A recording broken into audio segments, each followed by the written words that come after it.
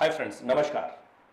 कई बार जिंदगी में हमारे सामने एक ऐसी परिस्थिति आ जाती है जब हम निराश हो जाते हैं, उम्मीद छोड़ देते हैं, हमारा भरोसा उठ जाता है। हमें ऐसा लगता है कि अब हम शायद कामयाब नहीं हो सकते हैं, या फिर हमें ऐसा लगता है कि अब हम शायद इस काम को नहीं कर पाएंगे। अपना अपना विचार अपने अपने तरीके से हो सकता है, यह परिस्थिति के अकॉर्डिंग होता है।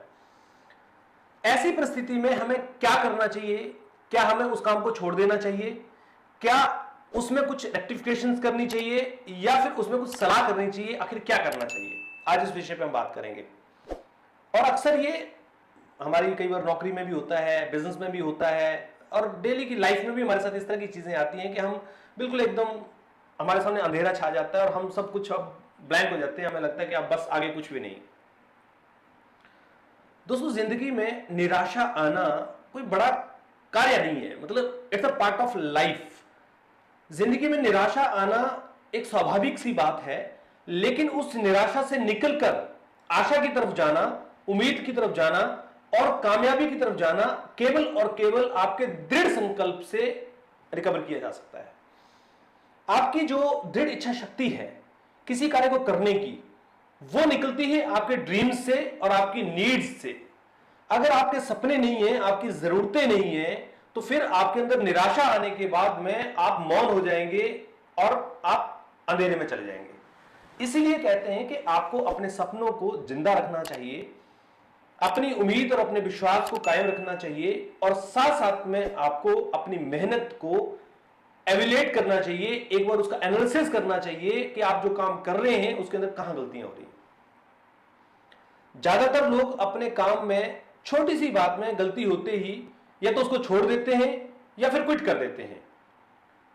दोस्तों, किसी बड़े महान व्यक्ति ने एक बात कही है कि जब व्यक्ति को गुस्सा आए तब कोई फैसला नहीं लेना चाहिए। और मैंने अक्सर यह देखा अपनी जिंदगी में कि जब हम बहुत गुस्से में कोई फैसला ले लेते हैं तो बाद में हमें उस फैसले पर बहुत पछतावा होता है, किसी भी रूप में। इसलिए जब आपको गुस्सा आ जाए तो उस समय, या जब आप निराश हो तो उस समय कभी भी किसी चीज को क्विट करने का या किसी चीज को छोड़ने का डिसीजन ना लें। आप वेट करें। जहां आपने टाइम दिया है, 1 महीना, 2 महीने, 4 महीने, 6 महीने, साल, 2 साल, जहां आपने दिए हैं, उसको आप 1 दिन का, 2 दिन का, 4 दिन का टाइम दीजिए और उसके बाद अच्छी तरह से एनालिसिस कीजिए। अगर आपको लगता है कि आपको छोड़कर कुछ और बेहतर मिल सकता है या कर सकते हैं तो भले छोड़ दीजिए, लेकिन तुरंत मत छोड़िए, क्योंकि तुरंत जब हम छोड़ते हैं तो बहुत बड़ा नुकसान हमारी जिंदगी में हो रहा होता है। और क्योंकि पिछली जिंदगी के 2, 4, 6 महीने, साल जो आपने लगाए होते हैं वो वेस्ट हो जाते हैं। ये मैं आपको अपना व्यक्तिगत अनुभव भी बता रहा हूं, ऐसा होता है। मैंने अपनी जिंदगी में बहुत सारे लॉसेस इस तरह से खाए हैं जब मैंने तुरंत डिसीजन लेकर उसको छोड़ दिया।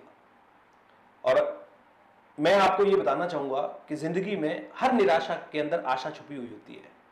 अगर आप उसका एनालिसिस करें, इवैल्यूएशन करें, तो आप देखेंगे थोड़े दिनों में आपका वो काम या तो सही हो जाएगा या फिर आप अपनी गलतियों को ठीक करके सही करने के लिए काम करेंगे।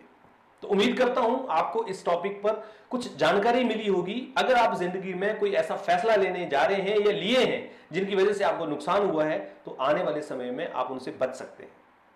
भरोसा करता हूं कि आपको इसके बारे में अच्छी जानकारी मिली हो और आपने इसको फॉलो किया हो। अगर आपको हमारे वीडियोस अच्छे लगते हैं तो आप प्लीज लाइक कीजिए, शेयर कीजिए। हमारे चैनल को आप जरूर सब्सक्राइब करके जाइएगा। Thank you very much.